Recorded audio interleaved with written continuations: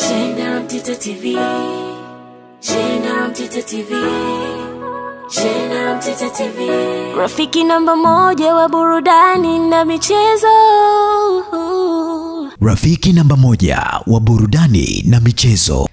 Mtazamaji wa JNR Mtita TV, rafiki namba moja wa burudani na michezo. Mimi naitwa Babu Ali. Karibu sana hapa, niko na mzee wa data Ramadhan Mbwaduke.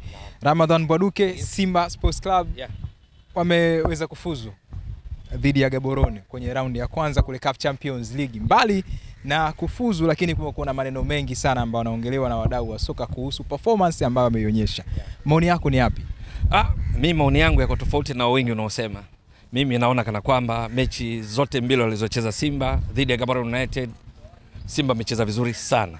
Wamecheza vizuri sana kwenye ligi ya mabingwa barani Afrika, hatua ya mtoano. Maana hii ni raundi ya awali ya mtoano ambapo anayeshinda anakwenda katika raundi ya pili nayo ya awali. Ya pili ya awali kwa ni ya kufuzu hatua ya makundi. Nayo ni ya mtoano. Halafu ndio timu ziende kwenye hatua ya makundi. Sasa kwenye mechi zote mbili, ya kwanza Simba wakiwa chini ya kocha Fadlu Davids, ya pili wakiwa na kocha wa muda Hemed Suleiman Morocco, kwa ujumla wake mimi naona kana kwamba kwa mahitaji ya mechi husika Simba imecheza vizuri sana. Kiasi ya kwamba kabla hata hujaniuliza, inategemea nani atakayetoa kijiti jumla kwamba ndiye kocha mkuu.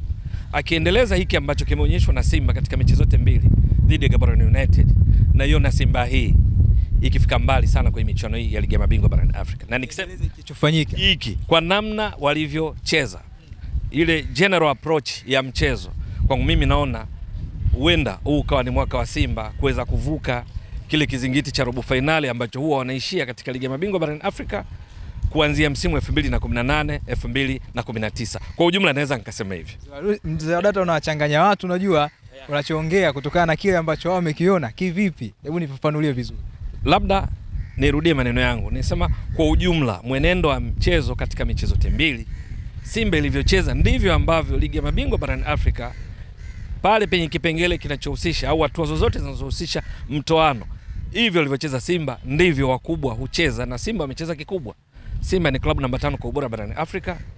Mwenendo wa jumla wa mechi zote mbili ndio ambao nausifia mimi, ndio ambao naona kana kwamba unaleta matumaini kwamba wawakilishi mojawapo katika michuano ya CAF kwa msimu huu Simba kwenye ligi ya mabingwa barani Afrika wanao uwezo wa kwenda mbali zaidi, hata ile hatua ya robo finali ambayo wamekuwa wakiishia kuanzia msimu 2018 2019. Hapa Babu Ali nifafanulie zaidi.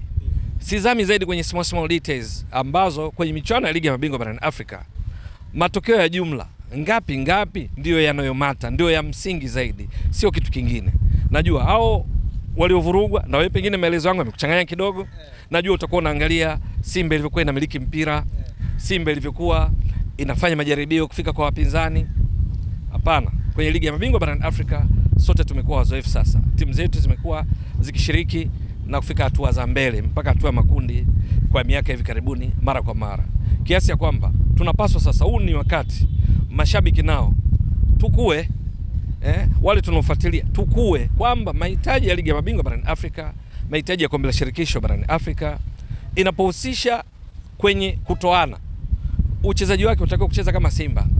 Simba na ukumbusha vizuri, labda utafikiri nimesahau nasema hivi, kwenye mechi waliocheza dhidi ya Gaborone United ya marudiano kwa Mkapa, Simba mpaka mapumziko Gaborone United wanamiliki mpira 58%, Simba 42%. Mpaka mapumziko Gaborone United wamepiga mashuti 6, Simba mashuti matatu yamelenga shabaha. Simba walikuwa wamepiga mashuti 2 tu, yote yamelenga shabaha, likiwamo moja liloza bao la mkwaju wa penalty.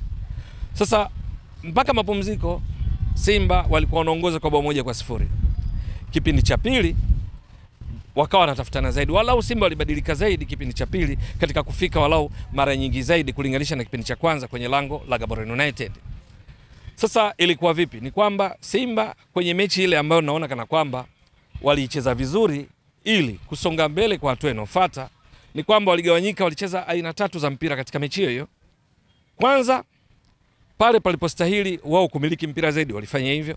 Simba swala kumiliki mpira, licha kwamba mwalimu Hemed Suleiman Morocco alikuwa na kandarasi ya mechi moja tu, lakini haikutosha kufanya Simba ishindwe kumiliki mpira pale palipostahili. Walimiliki mpira palipostahili. Hilo ni jambo la kwanza.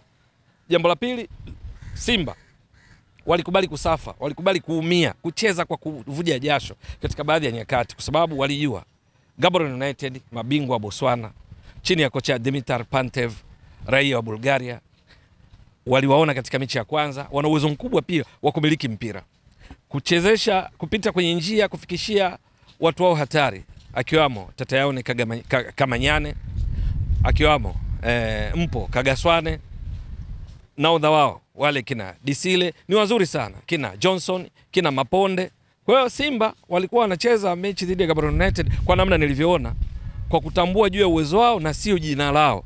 Kwenye medani za soka barani Afrika, Gaborone United kwa viwango vya ubora vya CAF hawamo katika orodha ya klabu bora barani Afrika, kwa sababu ili uingie kwenye orodha hiyo ni lazima uwe miongoni mwa timu zilizoingia hatua ya makundi ligi ya mabingwa au kombe la shirikisho kwa misimu mitano.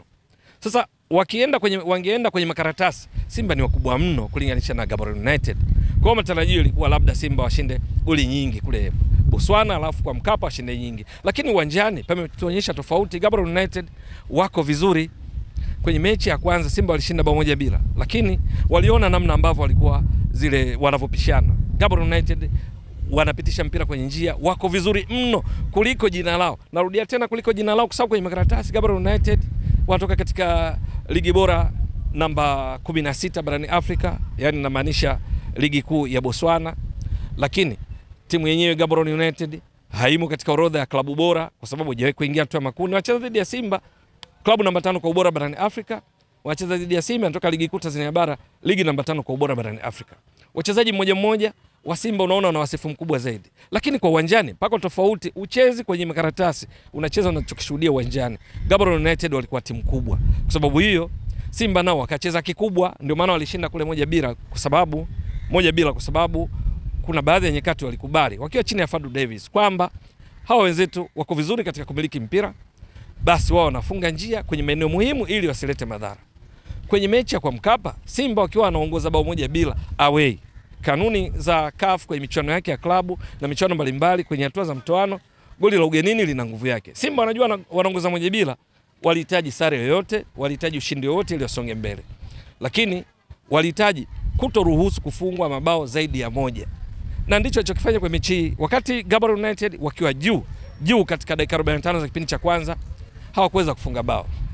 Kipindi cha pili Simba wakatafutana, Gaborone United nao walitengeneza nafasi. Moja wapo ilikuwa inamhusu Maponde, alikuwa 1v1 yeye na golikipa Kamara, alipiga nje. Kwenye mpira hiyo inatokea. Ipo nyingine tena Kamara alicheza, lakini Simba nao walipata nafasi. Jashaua ingawa alifunga bao kwa penalty, kuna mpira alipata dakika 64, counter attack, mpira wa kujibu, wakati ambao Simba walikuwa wanazuia zaidi kutokea chini, wakishambulia kwa kushtukiza, kwa sababu katika zile nyakati nilizokuambia 3 nikutajia 2 za Simba kumiliki mpira, za Simba kukubali kuwa timu ya pili inakaa nyuma na absorb, inameza mashambulizi ya Gaborone United, ishambulie kwa counter. Alafu ya 3 ya kuwaletea matokeo, kuna kitu nasema game management, kutawala tu mchezo kwa namna ambayo nyinyi mnaamua mpira uwe wapi kwa ajili ya kupoteza muda ili mpate matokeo mnayohitaji. Kupoteza muda kwa namna ambayo ya kimpira, yani sio nje ya kanuni za kimpira.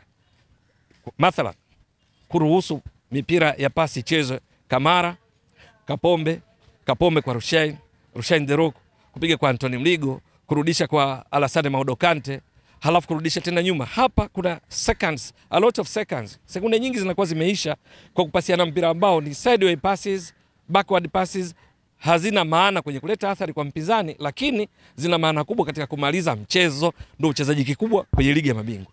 Sasa dakika hiyo 64 Simba wakiwa wamekubali kuwa nyuma, wakashambulia kwa kushtukiza. Kama unakumbuka vizuri, ni tukio ambalo Steven Dese Mukwala akatua shaingia akiwa Jonathan Soa ametoka baada ya kucheza katika kipindi cha kwanza. Alitoa pasi nzuri kwa Jashaua, hakuwa peke yake, kulikuwa na mchezaji mwingine, wako wawili dhidi ya golikipa. Jashaua akawa amepiga shuti ambalo tunamsifu kipa, lakini tunamlaumu na yeye kwa kupiga shuti la kumlenga kipa akiwa ndani ya yadi 8-6 hivi. Ilikuwa ni nafasi nzuri ya wazi ya Simba kufunga, kwa sababu lau kama angetaka basi angempata mwenzake, maana walikuwa wawili dhidi ya golikipa na hawakuwa offside kutokana na mwenendo wa mpira ulivyokuwa. Nafasi kwa hiyo walipata Simba. Sio hiyo tu. Kuna nafasi nyingine tena. Jashaua. Mpira huo wa kujibu counter attack. Golikipa alilazimika kuja karibu na kati ya mstari wa uwanja kwa sababu wachezaji wake eneo la kiulinzi walikuwa wameshaparaganyika kwa maana umbile la kiulinzi. Kama unakumbuka vizuri hilo tukio ilikuwa ni dakika ya 49. Nakumbuka vizuri. Alimpiga chenga na golikipa, lakini akapiga kwa papara mpira ukatoka nje. Ni matukio ambayo yalijitokeza ya Simba kuweza kufunga bao zaidi. Lakini mwisho wa siku mechi kesha 1-1, sio kwa sababu nyingine. Usifikiri labda Simba walitaka ishe hivyo kwa 100%. Timu yote kienda uwanjani, jambo la kwanza inataka kushinda. Lakini panapohitajika basi pata tasare ili utimize mpango kazi wako, kwa sababu Simba kwa mechi za mtoano huwa ni dakika 180. Dakika 90 wanaongoza 1-0. Dakika 90 nyingine wapinzani wake wako vizuri, na kilichowafanya wawe vizuri zaidi pia ni pamoja na ile hali ya kwamba kocha alizungumza Dimitar Pantev kwamba hawana cha kupoteza. Walikuwa wanaenda jumla wengi wanaenda wakiwa wengi, wanarudi wakiwa wengi.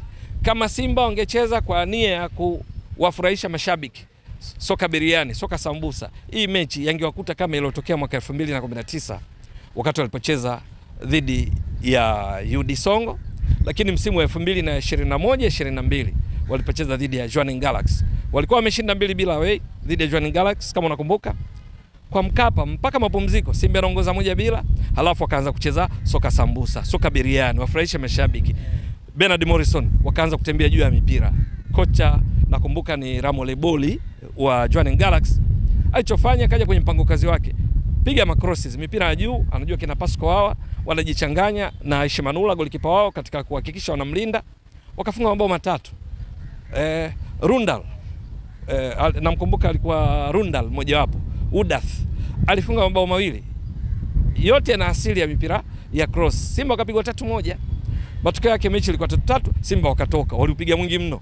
Lakini mechi hii Simba sema unavyotaka. Walicheza pira gimbi, pira alivutii, pira bovu. Halafu nini kimetokea? Wamesonga mbele kwenye ligi ya mabingwa. Naongezea tu maelezo.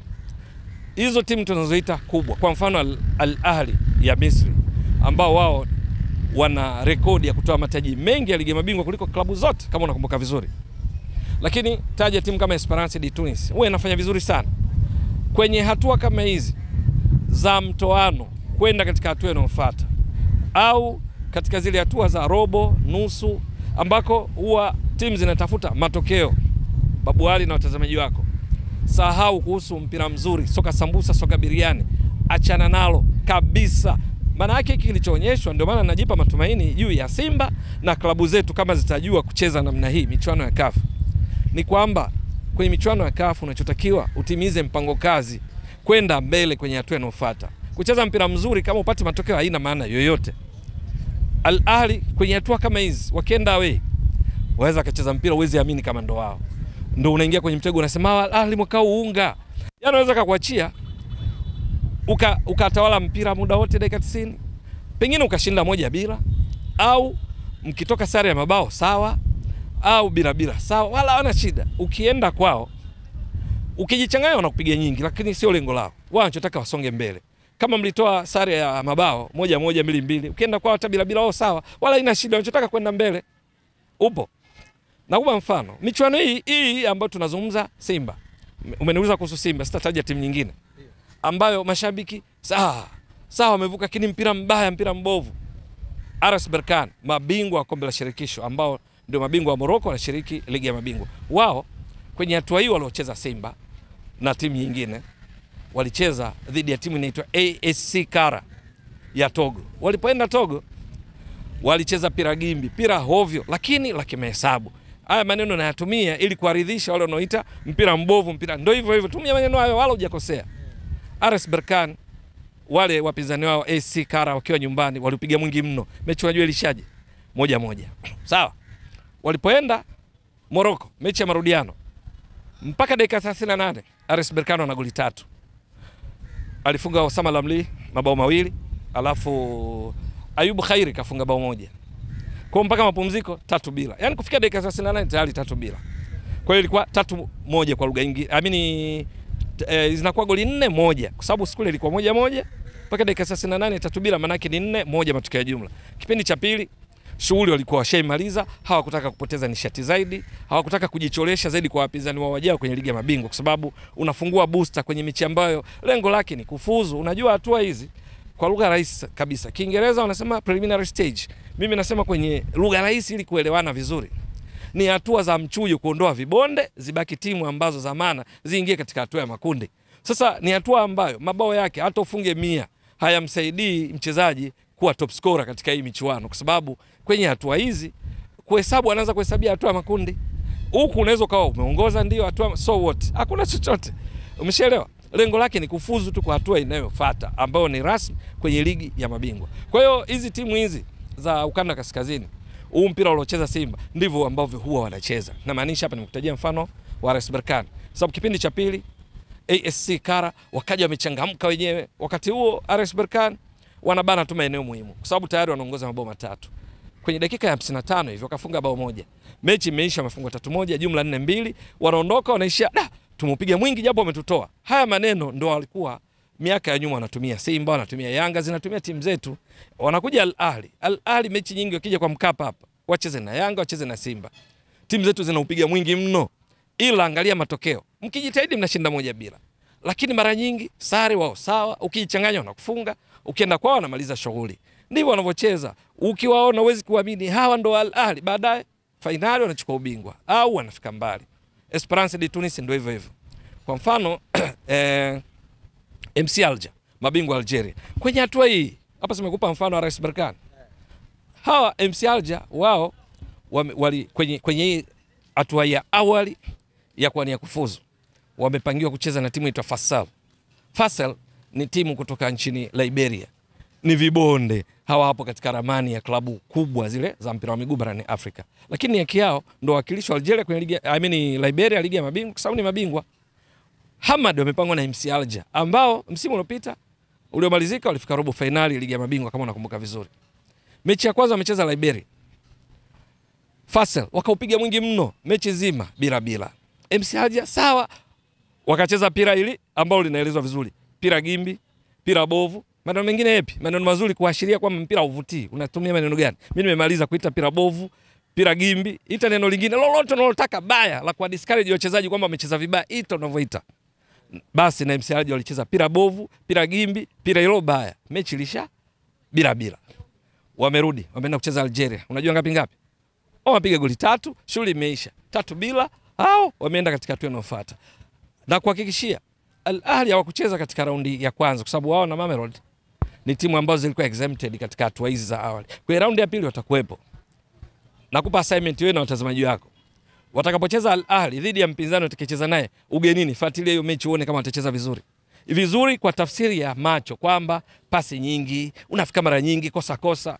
Ila matokeo mwisho wa siku wao ndio wanakuwa na matokeo bora. Kwa hiyo ninachotaka kusema kwamba kwenye ligi ya mabingwa hii ya kukubali kwamba kwenye mpira katika hatua za mtoano, kuna wakati unaweza kukubali uwe timu ya pili, ushambulie kwa kushtukiza. Kuna wakati kwa sababu uwezo unao kunyumbulika kumiliki mpira, miliki mpira ili umchoshe mpinzani na utafute nafasi ya kufunga. Kuna wakati fanya hiyo game management. Simba alifanya sana Kamara. Mpaka anakuja kutoka akiwa na kadi ya njano, lakini alionyesha kwamba ameumia, ndio maana alitoka kaingia Yakubu Mustafa. Lakini mpaka anatoka Kamara alishavuruga rhythm ya mchezo ya Gaborone United kwa nyakati kadhaa, kwa sababu ndivyo wanaofanya hata kaskazini. Unakumbuka mechi ya Yanga dhidi ya MC Alger?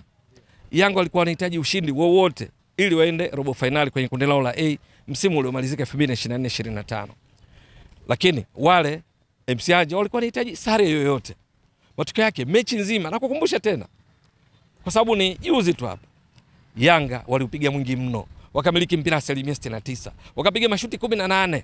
Upo wale MC Alger mechi nzima walipiga mashuti 3 tu, moja on target. Mechi ilishaje? Bila. Hao wameenda zao. Yanga wamepiga mwingi mno, MC Alger wamecheza pira gimbi, pira bovu la kujiangusha. Au umesahau? Walikuwa wanajiangusha. Akiguswa mtu kama kagungwa na treni. Ndio michuano ya CAF tuanze kufahamu jinsi wanavyocheza hao wanaofanikiwa. Na kutajia mfano mwingine, msimu ambao Yanga waliondolewa na Al Hilal Omdurman, kama unakumbuka vizuri, ya Ibenge. Achana na hiyo walikuwa kwenye kundi moja msimu uliomalizika. Ule msimu ambao mechi ya kwanza hapo kwa Mkapa, ilisha 1-1 kama unakumbuka vizuri. Yanga walipiga mwingi mno, mechi ya marudiano kule Sudani, Yanga akafunga 1-0. Yanga kule Sudani walimiliki mpira zaidi ya 60%. Alafu 1-0 alifunga Mohamed Abdurrahman, Yanga wakatolewa. Yes. Haya, msimu uliopita hatua ya makundi wakati wanacheza kwa Mkapa, Yanga walimiliki mpira zaidi ya 60%. Yanga walipiga mashuti 15, 5 on target. Al Hilal Omdurman ya Ibenge ambaye hivi sasa yupo Azam, na naamini hiki anakipeleka Azam na Azam itafika mbali kama wachezaji wakizingatia maelekezo yake. Wao mechi nzima walipiga mashuti 5, 2 on target, ndo hayo mabao. Mechi imeisha, alifunga Yasser Mozammel, alifunga na Odama Kulibali. Mechi kaisha 2-0. Al Hilal Omdurman walicheza hilo soka tunaita pira gimbi, pira bovu, wakashinda 2-0. Mifano iko mingi, mimi nimekutajia tu baadhi. Kwa ujumla wake ndio ninasema Simba kwa muktadha huu, amini kwa mwenendo wa jumla wa mechi dhidi ya Gaborone United, vile walivyocheza ndivyo unapaswa kuchezwa katika michuano ya klabu ya CAF. Nilichokishuhudia ni kwamba timu zetu na hasa hii Simba imeanza kuelewa namna gani ya kucheza kikubwa kwenye michuano hii. Umeshanielewa vizuri Babwali? Unaweza pia ukapata matokeo kwa kupiga mwingi, sawa, huwa inatokea. Lakini wakati mwingine unacheza kimkakati, hao tunaofanya kama viigizo kwa kufanikiwa. Esperance de Tunis narudia tena. Fuatilia mechi zao za hatua kama hizi. Fuatilia Al Ahli watakapocheza raundi ya pili. MC Alger nimekupa mfano, RS Berkane nimekutajia. Fuatilia hizo timu za ukanda kaskazini ambazo zinatoa ubingwa mara nyingi. Wanaocheza pira sambusa, soka biriani kwa staili yao ni Mamelodi Sundowns, ambao kwa taarifa yako ubingwa wa mwisho wa ligi ya mabingwa barani Afrika wameutoa mwaka 2016 wakiwa wanafundishwa na Piso Mosimane. Hapa katikati wanapambana, msimu uliomalizika walifika hadi finali, wakacheza dhidi ya Pyramids ya kina Fiston Kalala Mayele, wakatoa ubingwa. Lakini timu nyingine nyingi zinazofanikiwa pira sambusa, pira biriani, msisitizo wale ambao ni mashabiki wapenzi wa sexy football, soka la kuvutia, pasi nyingi, na iona kwa Simba hii, kwa approach hii ambayo tayari wameanza kucheza kikubwa kubwa. Kama ni tabia ambayo washaanza kuipata Simba, tabia ile ya kucheza kama Al Ahly, kama Esperance, kama RS Berkane, MC Alger, ESTF, timu za kaskazini. Kwenye hatua hizi Simba nimeiona kwenye mechi hizi, bila kujali kwamba kocha alikuwa wa muda, huenda tukaishuhudia zaidi. Kwa hiyo Simba inaweza kufika mbali. Wale wapenzi wa soka sambusa, soka biriani, ni vizuri wakajua mapema kabisa kama mwenendo ndio huu, Simba kwenye mechi zozote zile za CAF, kwenye mtoano watarajie maumivu mengine, kwa sababu burudani ya pasi nyingi huenda zama zake zinaanza kuondoka, isipokuwa Simba itakuwa inalenga kusonga mbele kwa kila hatua inayofuata. Kwa kuyasema yote haya, haimaanishi Simba ilikuwa perfect sana. Yapo baadhi ya maeneo ambayo bila shaka benchi la ufundi watafanyia kazi, kwa sababu tunatambua hali wanayopitia hivi sasa. Kocha alikuwa nao katika pre-seasons, Fadu Davids, hayupo tena, yupo Raja Casablanca. Wachezaji wao wengi ambao wamesajili wachezaji wengi katika kikosi chao. Kwa ile inaitwa chemistry, muunganiko. Bado timu zina struggle katika kutengeneza muunganiko mzuri. Simba ni miongoni mwao, bado hajawa na muunganiko kihivyo kama zilivyo timu nyingine nyingi, kwa sababu msimu rasmi tangu uanze ukihesabu mechi zilizochezwa rasmi, Simba amecheza mechi ngapi? Ligi ya mabingwa mechi 2, Ngao ya Jamii mechi 1, 3, na ligi kuu mechi 1. Mechi 4 tu. Sasa kwa vyovyote vile changamoto zipo. Mimi nimezungumzia jumla juu ya mwenendo wa timu, approach ya Simba katika ligi ya mabingwa. Wakifanya hivi, narudia tena, wana uwezo kufika mbali, kwa sababu kwenye hatua za mtoano ligi ya mabingwa, soka sambusa tupa kule, soka biriani tupa kule. Timu inatakiwa mmefuzu, mmeenda tu enofuata. Haya ndo maoni yangu Babwali. Mimi nadhani watazamaji wangu wamekuelewa vizuri kabisa, mzee wa data. Shukrani jazilan. Yes, mzee wa data ametoa maoni yake kile ambacho amekiona kwenye performance ya Simba msimu huu CAF Champions League, na anasema wameanza kucheza kikubwa. Kama wakiendelea kufanya hivi kwa kuweza kutafuta target tu ya kufuzu, basi anawaona mbali zaidi ligi ya mabingwa barani Afrika. Subscribe YouTube channel yetu kwa ajili ya kuweza kupata updates nyingi za kisoka. Inawezekana ukajiuliza, hapa ni wapi? Hapa ni Kisasa Dodoma, na hii ni Brand Hotel. Je, unatafuta mahali pa kukaa wakati wa weekend au safari zako za kikazi? Basi unapofika Dodoma, ichague Brand Hotel. Ni hoteli ya kifahari, chaguo kamili kwako, yenye mandhari nzuri ya kuvutia. Tunajivunia huduma bora ya malazi, chakula na vinywaji. Utapata free breakfast, free wifi, free swimming pool. Vyumba vyetu ni vya kisasa na vifaa vya kipekee vinavyofanya siku yako kuwa ya kufurahisha na yenye kumbukumbu nzuri. Pia tuna kumbi za kisasa kwa ajili ya shughuli mbalimbali na garden ya kupigia picha. Tunapatikana Kisasa, Dodoma, Tanzania. Fanya booking online kupitia booking.com. Wasiliana nasi kwa simu namba 0773467756. Email brandhotel14@gmail.com. Brand Hotel, tunaamini kwenye ukarimu na huduma bora.